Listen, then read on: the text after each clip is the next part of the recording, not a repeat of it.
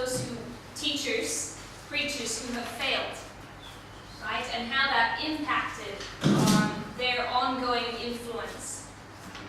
We went through several areas. We noticed that finances was big, right? We noticed that power issues were big, pride issues were big, we named all of those, and sex, right? And what I want to do is just go through these and revisit them and add a few extra things. Okay? This is Finishing Well teaching. It's from Bobby Clinton. He has been one of the most influential teachers probably in my life. All of his teaching that's been influential has come in written form for me. All right, and so there's many teachers that come through their books, through their writings. I have met him. Do you know him? He was the father of one of our pastors. But I want to just bring add a little bit more detail to this area as we were first highlighting the failures. All right, we looked at some of the successes, and we're going to spend much more detail on that throughout this week. But I wanted to come back and look at some of these barriers to finishing well that we identified yesterday. All right, so we mentioned specifically finances, their use and their abuse. All right, and can everybody think of an incidence of somebody, a leader who's fallen over this issue of money? Is there anybody who can't? Right, this is a major issue. When I first met Rick, we were in Southern California at the vineyard there, and one time we were walking into a conference, or he was walking into this conference at the vineyard, and he saw someone he thought he recognized. And he was kind of checking them out and trying to dial, go through all his files. Where's that person from? Where's that person from? And then it suddenly dawned on him that this woman was a former pastor of a church that his parents had gone to in New York. And been a very, very dynamic woman.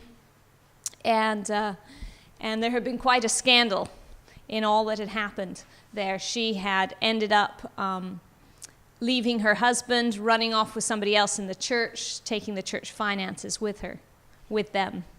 And as he walked into this conference, and he's saying, trying to think, who are they? It finally came to his awareness just as they turned and looked at him. And all of a sudden, they knew that he knew. That kind of lock eyes of, okay. And then they sort of recovered and smiled and, hey, Rick, nice to see you. And, kind of blustered through.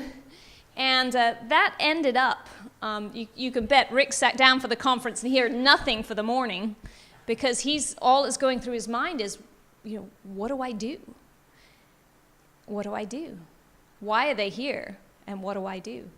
And he called his parents and said, you'll never guess who I saw. And just asked his parents, said, do you know what happened to them? Because he actually was fairly young at the time, didn't really know all of the story.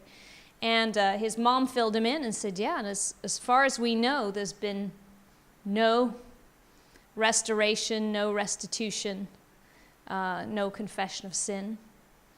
And kind of prayed with him and said, I think it's important that you talk to your church leaders. So Rick, with some fear and trembling, Rick was actually pretty new to the church at that time, and God was really working in his life. And he actually said the first experience he felt was this fear of, oh no, maybe I won't get to come to church anymore. Maybe it'll be them or me, and I won't get to be in my church anymore. But he met with one of our pastors and sat down and talked to them and said, I just want to let you know, this is what's happening. This is what's happened, and I don't know what role or capacity they're here, but I wanted to let you know what's gone on in the past. And And it was just a little bit at first, and the pastor said, I'm going to have to ask you to come back, and we're going to have to meet, and I'm going to have to record all of this, get it all on tape, and then we'll see. So that terrified Rick anymore. He didn't give any indication that, yes, I believe you, or not just okay. All right, yes, all right, okay, come back and we'll record it. And Rick went back another day and another week and had this whole session. It's all recorded. It was very businesslike. There was very cool. There was no warm fuzzies going on there at all. And at the end of the whole thing, the pastor turned off the tape, was very sobered, and just leaned forward and said to Rick, I just want you to know that if this is true, we're going to deal with this, which was kind of a weight off Rick's shoulders that, okay, he's going to research it, he's going to find out what happened, but I'm not going to get kicked out of my church for telling this tale. Well, it turned out to be this devastating situation. This husband and wife, they'd remarried. She had gotten divorced from her husband, left her kids behind. They had been gone for some years from New York. They had gone down south to Florida, and they had joined the Vineyard movement. And Todd, who was the pastor at that time that Rick was talking to, had just turned over his church to them. He had just turned over his church to them to come back to Anaheim and pastor there. And so it was a pretty significant thing, and they had never, they hadn't repented. He spent several weeks on the phone researching, following up contacts to verify really everything of Rick's story that he also got from his parents. And he called Rick back in to talk with him about it and said, I just wanted to let you know we're going to deal with this. They were asked to step down, of course, and they had to work through all of the mess of the church that they left behind, that they were just being given to pastor. But in his research through this process, Todd found out that the husband who had been left behind had never been able to forgive his wife, absolutely devastated, and actually with great sadness formed an identity around this sin of his wife and had bought a license plate that said Uriah on it. So failures of these kinds, right, bring a tremendous amount of devastation behind it. They don't just undermine our influence, they leave a lot of broken people behind. And that sin of this one, of course, was two of them. Finances as well as relationships, sexual relationships. So absolutely devastating. I listed a few of the things that are very, very common of how people get into this whole issue with finances. And that is, it often begins with borrowing with the intent to pay back. You get a little stretched. There's something that you need. You think it's a good decision. Somebody else who's perhaps been a supporter of the church comes to you and needs a little extra help with something. This happened in YWAM Singapore. Right? It's very, very easy. Somebody who had been a major supporter of YWAM Singapore came to a leader there and said, I can do this and I can do this and I will be able to raise money that will help YWAM, but I just need this amount of money for a little while. And it's always inconvenient. It comes at a pressured time where for some reason, hopefully you have accountability net things in place so you can't make those decisions by yourself. If you haven't, you put them in place. But even when you've got them in place, it can come at a time where things are hard pressed, somebody's out of town, this is, you can't reach this person or that person, and you feel like you could make the decision yourself. This is how these things come. All right? Because I don't believe anybody who's a teacher or preacher thinks, you know what? Like the situation with Paul Yonggi Cho, right? I think I would like to devastate 40 years of ministry and reputation and glory to the Lord by financial misconduct. I mean, nobody wakes up in the morning and thinks that's what I'd like to do, right? The enemy is subtle and deceptive. And it comes little by little, and we have to have things in place. So this is one of the most common ways. In fact, most of the ones I've known that we've had to deal with have come from this issue of borrowing money with an intent to pay back. It sometimes comes just from incompetence with money, practices that encourage, that should be protection under there. I didn't put that in the right category. But practices that encourage incorrect handling of finances. Yeah, incompetence, lack of accountability, and lack of a clear, transparent system. All right, so somebody may just not be very adept, or maybe too busy with the spiritual things to put those things in place. That can also be just a key component. Too busy to put the things in place. And a key protection for us as we go on our journey as preachers and teachers is that we must put clear measures in place, right, to ensure our integrity in finances. It's never convenient. There's always more pressing things to do. You may not feel like you're very gifted at it. Surely there could be somebody else that would take care of it. But ultimately, we have to get these things in place. All right? And there's some biblical examples we won't look at today. All right, power and its abuse. I think there were a couple of examples that both of you gave relating to this one. Leaders who rise to the top in a hierarchical system can assume privileges with their perceived status. Right, this is very easy in a status culture. Some cultures are more susceptible to it than others. Okay? But there's also church cultures that are more susceptible to it than others. Okay?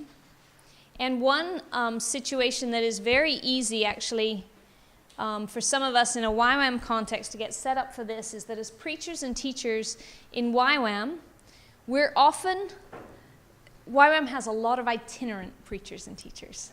All right? We're preaching and teaching in this church and that church, and we travel and we do some here and we do some there. We're not in a church structure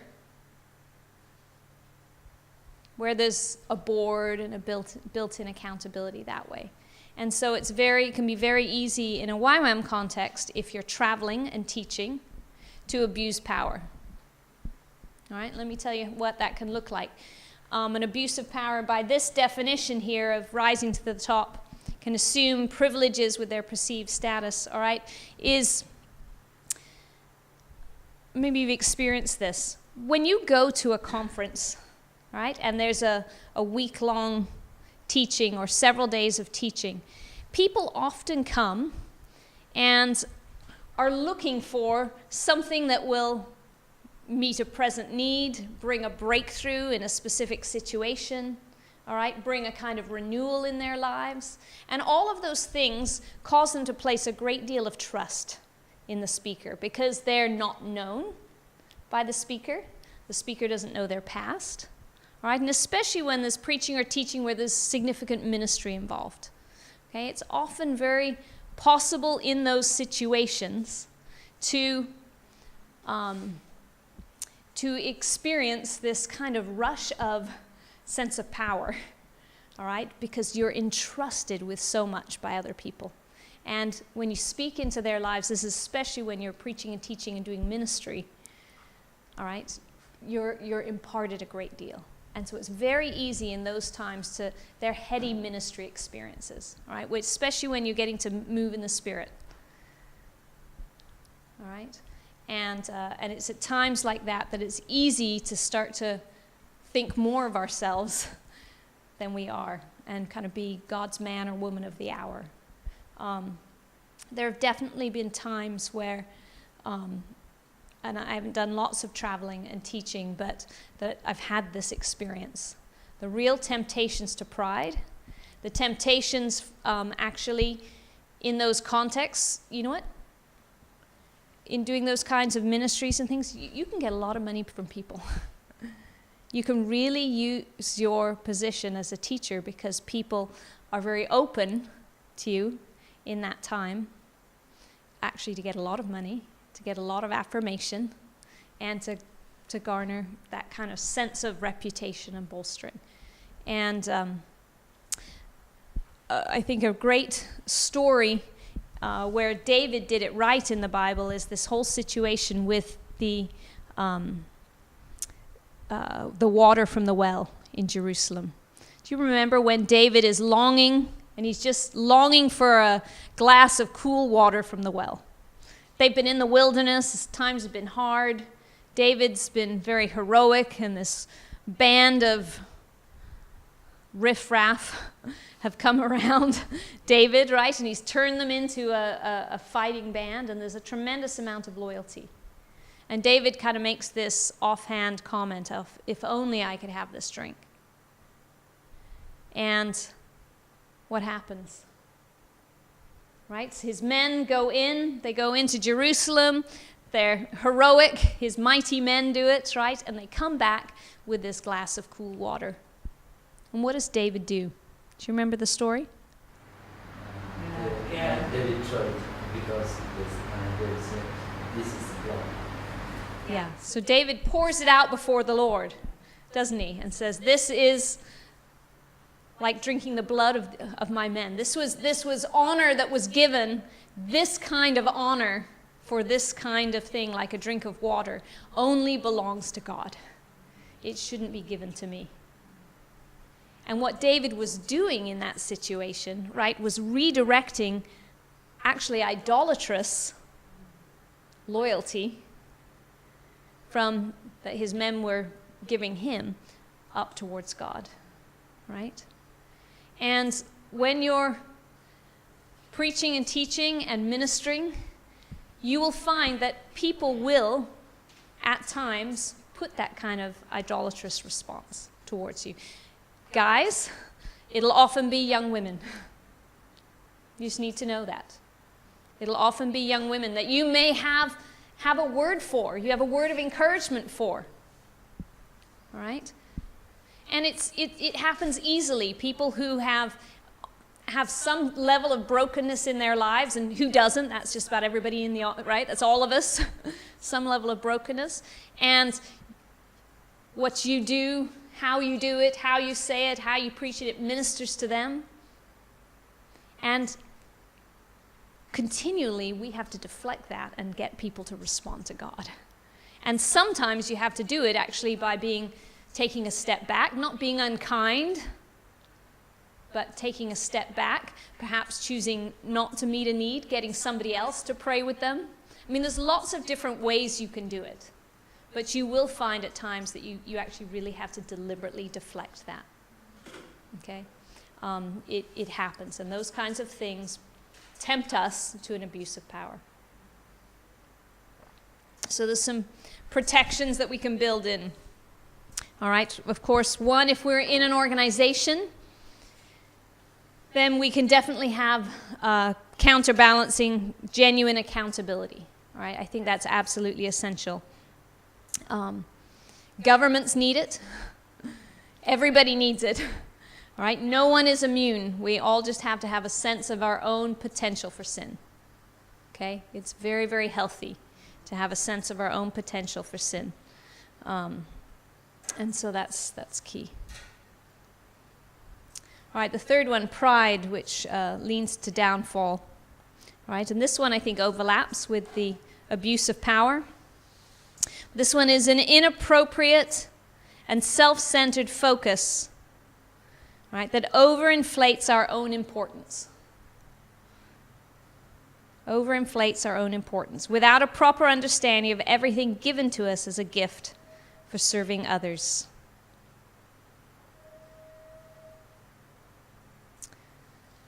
David, of course, is the great example there with the situation with David numbering the people of Israel. Right? He didn't realize that was a pride issue, but counting everybody, it was a way to bolster himself. How big is my nation? Right? It's very difficult as in churches. How many people came to the service today? How many people came forward? We do that kind of counting and comparison to gauge who we are and how we're doing on a regular basis. And a couple of things that are very significant here for our protection is to cultivate a hidden lifestyle of service. A hidden lifestyle of service. Richard Foster has done a lot of writing on this, and his books are fairly old now. Have any of you read Richard Foster's Celebration of Discipline? Yeah, just a couple of you. It's a classic, and it's still well worth reading. There'll be some dated examples because he was writing before the internet. but a lot of what he has to say is really excellent. And one thing that he talks about there significantly as a protection for us is to regularly just build into your life choosing to serve others, and especially serving those who are weak. One thing that C.S. Lewis did on a regular basis, and this was something that he committed to, of just embracing this, as he was well known as a teacher, right? And he was getting known in with his children's stories, all of those kinds of writings that he was doing. He would meet once a week with somebody who was a student who couldn't read, a boy, and he signed up for them, and he would tutor that boy in reading once a week.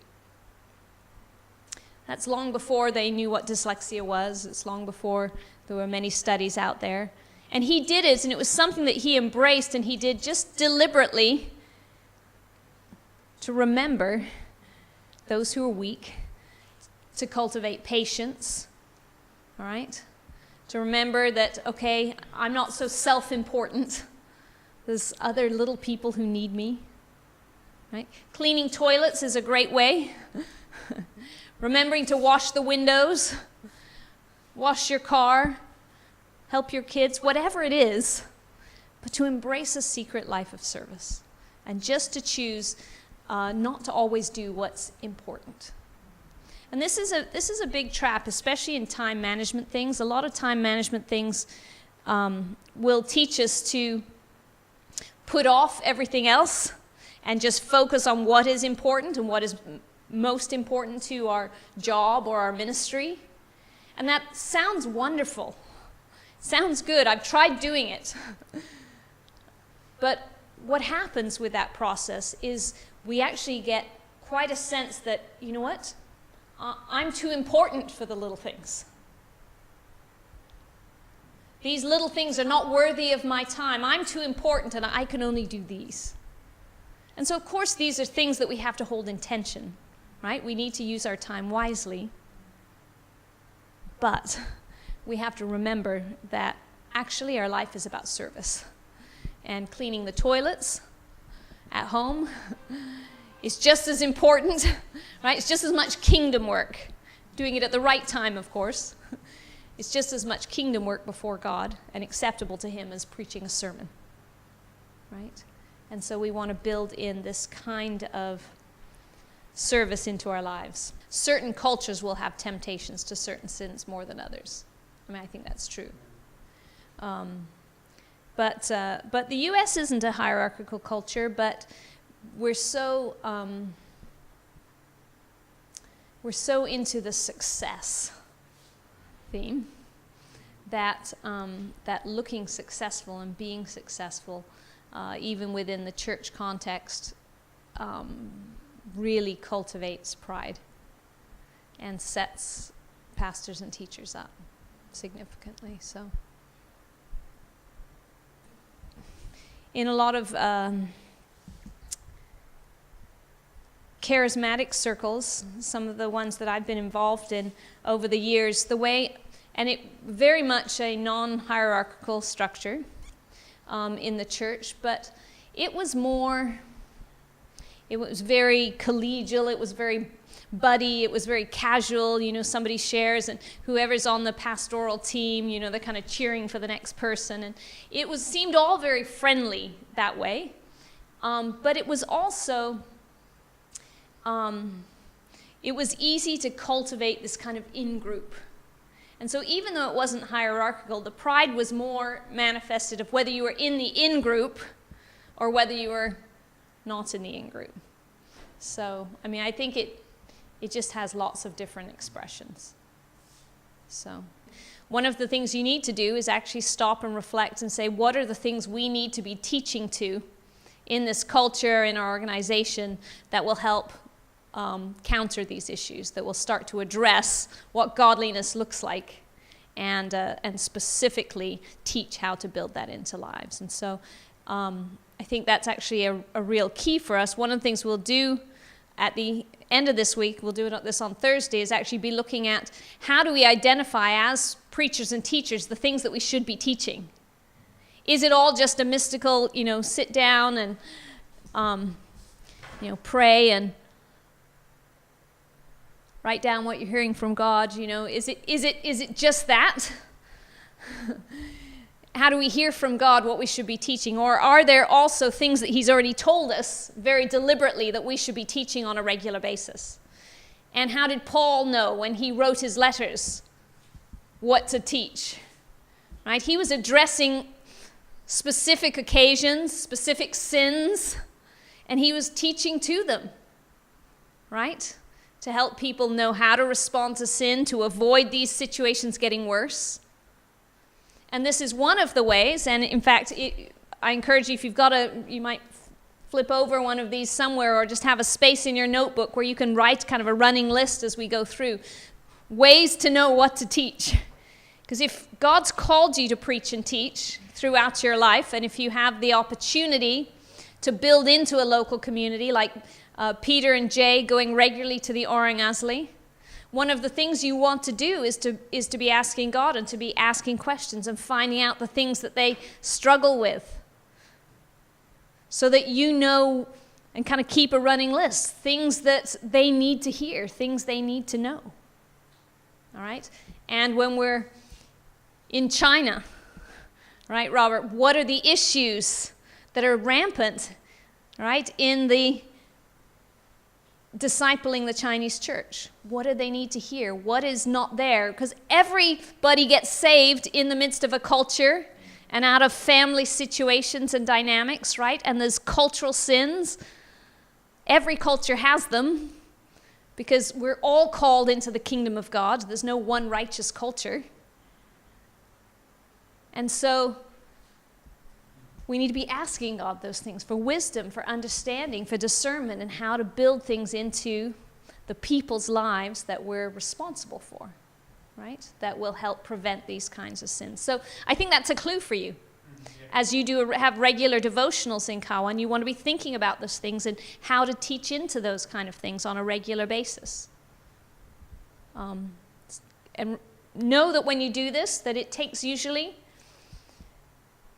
right, a lot more than one message to bring about life change, right? Usually, it'll take over a year of messages. If you think you have 52 messages, if you're going to church once a week over a year, in terms of real life change, you're going to see that over about 2 or 3 core issues in a year. So know that. And when there's higher levels of brokenness, people coming off the street, all right, potentially, it's going to take longer. So it means you're going to have to preach to that and teach to that issue from lots of angles. Actually, maybe over a year, you might give one message, but you give that message from every different angle, every different context, every different story in the Bible you can find to gain victory there. And that's the persistence of preaching and teaching being a pastoral role, being a parenting role, right? Where you just, some people get it like that. And some people take a long time, just like our kids, One of my kids is a very fast learner on these kinds of issues. And there's one I'm just hoping is going to learn a few of these key things before they graduate. And it becomes somebody else's responsibility, right? Okay, and so that's a pastoral role. We need to consider that before God as part of how we disciple. So, good input. All right, so we're talking about this, of course, related to us, but it does definitely impacts those we're preaching and teaching to. All right, so the illicit relationships. Illicit emotionally, I put that down as well as sexually, because the illicit relationships usually come through, those that lead towards adultery, come through emotional connections first. Okay, of course there are others where it's with prostitutes or on the internet, pornography. And it's probably good to include pornography under that list. You've heard, well, probably you haven't. I've heard Rick say this many times, but it used to be that the number one reason for missionaries leaving the field was broken relationships, right? Conflict with leaders or co-workers. And throughout really the history of the church, as that question has been asked or followed, that's been the number one reason until the internet. And now the number one reason for missionaries leaving the field, and I think it's true of preachers and teachers leaving the ministry,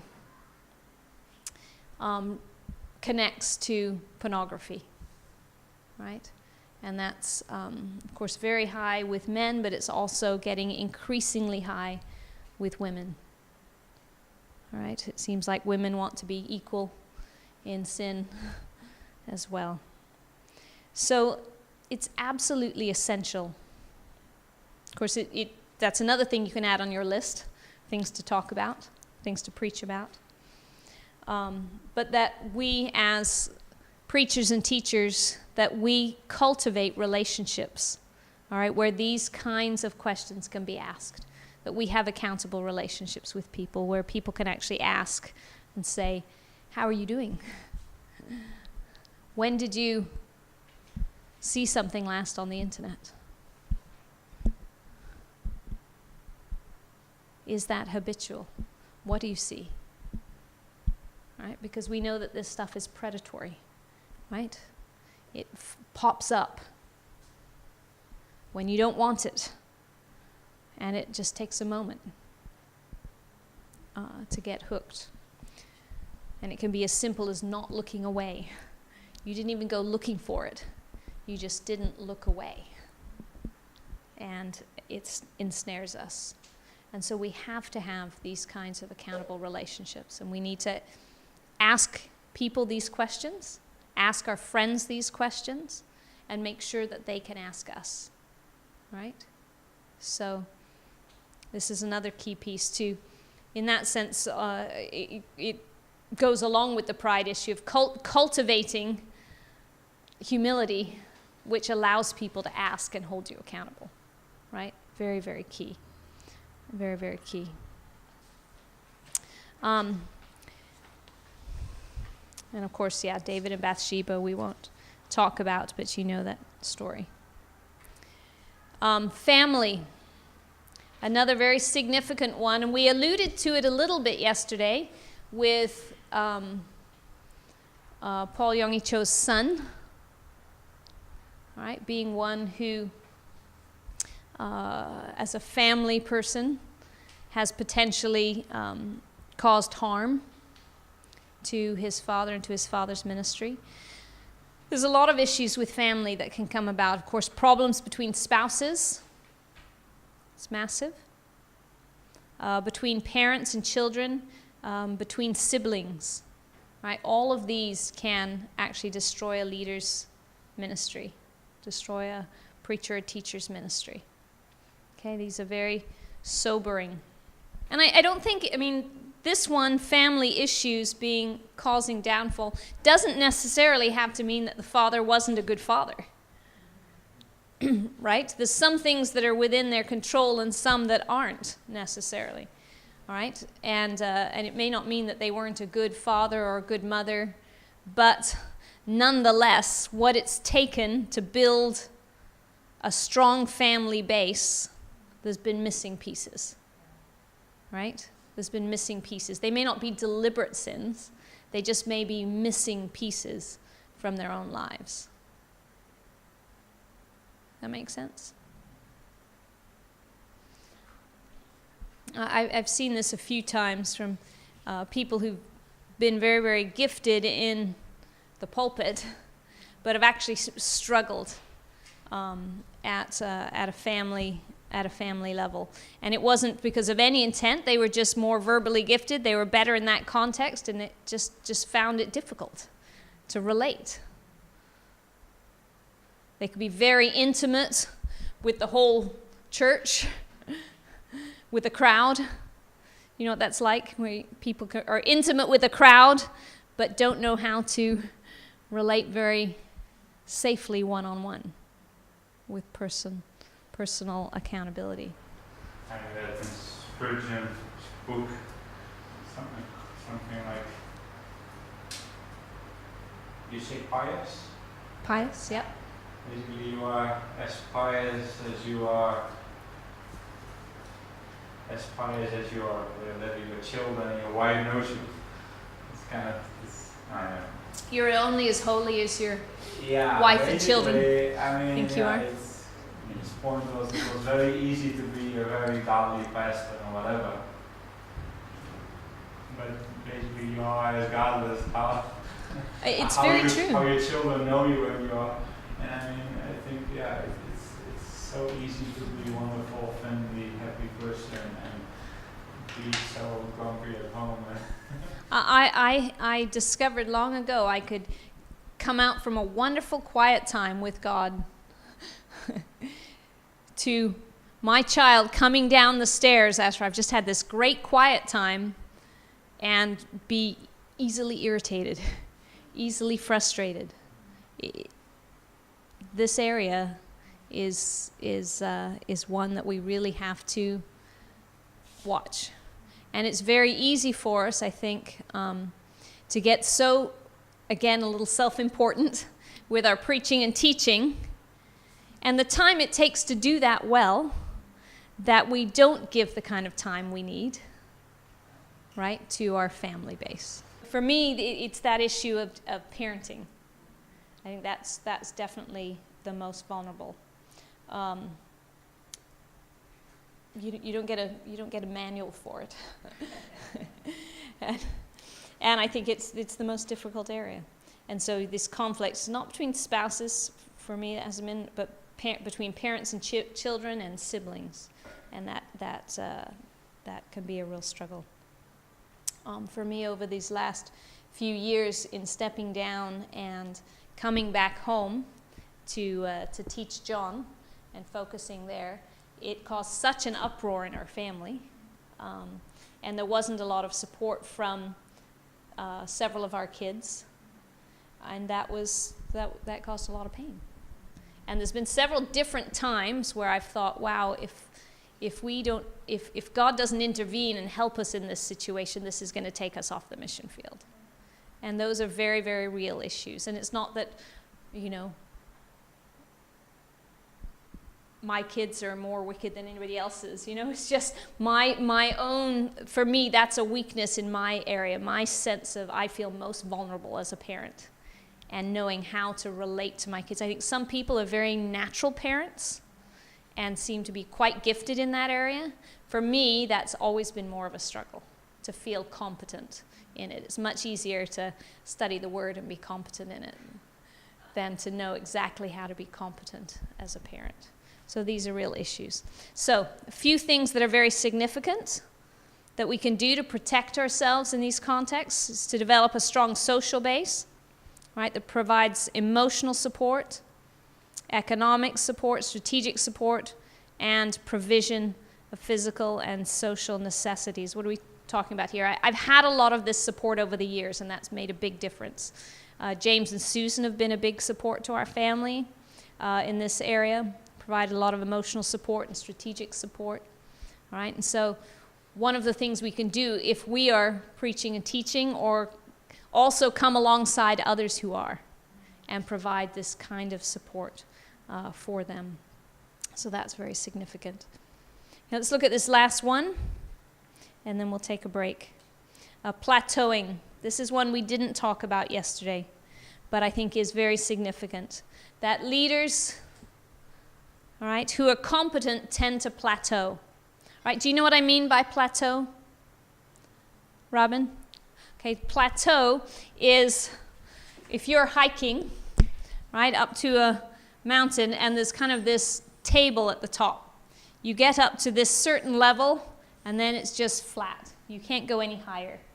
And this is called a plateau, this area, this tabletop, a plateau.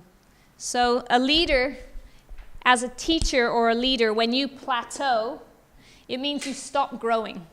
You stop developing. You reach a certain level, and you're at that level forever after that. You don't develop any further. Okay? And so leaders that are competent tend to plateau. Their strength becomes their weakness, and they continue to minister at a certain level. All right? And this part you can underline, without the reality and the renewing power of the Holy Spirit. They get to a place that they can do their job in their sleep. Right? They're good at it, that they don't need God anymore. Okay, so we plateau. Or we can also plateau because we just don't know what to do to grow anymore. Maybe our level of competence was just down here, and we've actually sort of passed our level of competence, and we're doing something that, well, we may not be doing it as well as we liked, but we don't know how to keep moving forward from there. Right? And most leaders, most teachers, preachers will plateau several times during their life, right? And they may just stay there, but hopefully will learn to move forward. And it can be, one, because of fear. We're afraid. We've reached a certain level of reputation, competence. We don't want to try something new. We don't want to grow anymore because we've grown accustomed to a sense of reputation and competence that goes with that. And to learn something new is to be vulnerable, right? So that's very, very significant. It can be through lack of vision or faith. You just don't see anything else to go from here. You don't have a sense of need for it. A desire to be comfortable and just not to take risks. Right? Oftentimes, leaders, especially in their 40s and 50s, have a real tendency to plateau and not take on new leadership challenges. Okay? And you need to be willing to step out and to do that during those times. So significant protection, and this is something that I believe wholeheartedly, and this is one that I would say that Rick and I have committed wholeheartedly to, is to being a lifelong learner. You must embrace being a lifelong learner. You can't just position yourself so that you're the expert in everything. If you're the expert always, you will not learn. And it will be very difficult to ever come away from being the expert because it becomes a persona. I'm good. Whenever I go to a meeting, I'm the one teaching, I'm the one ministering, I'm the one hearing from God, I'm the one. Well, that's a sad day if, the pinnacle of what God's doing is rests with you. You know what I mean? You're not going to grow anymore. We've got to be in positions where we're learners, where we can be vulnerable, where we can not know how to do something and need training to do it. So we must commit to being lifelong learners. We need to commit to learning from the whole body of Christ. Okay? It's very easy to just have our favorite teachers or just to move in the charismatic movement or just to hear from the Baptists, right? Actually, we need to be willing to hear from all of the body because they will challenge us And we will have to learn to respond. And so it's important also to listen to people who disagree. All right? This is something that Rick does very, very well. He teaches worldview, and he's teaching to high school students. He's teaching apologetics. And what he does and what he teaches his students to do is when he's talking about the life of Christ or he's talking about the reliability of the Bible, he will find the best teaching against the reliability of the Scripture. The best, not the weakest, not the one that's easy to deflect, but the strongest argument of a non-believer. And he will listen to that, he'll read it, he'll work with it until he can see his way clearly, he understands the argument, and then he can present clearly what's wrong with that argument and how to respond to it. All right? He does it with the whole issue of same-sex marriage. Any of the issues that you do, what's the best argument for it? And then, what does God have to say and how to respond to that? Okay, so commit to being a lifelong learner. Read those you disagree with. Learn to engage with them with kindness. Now that's the next step. You also need to be honest to yourself. Meaning what?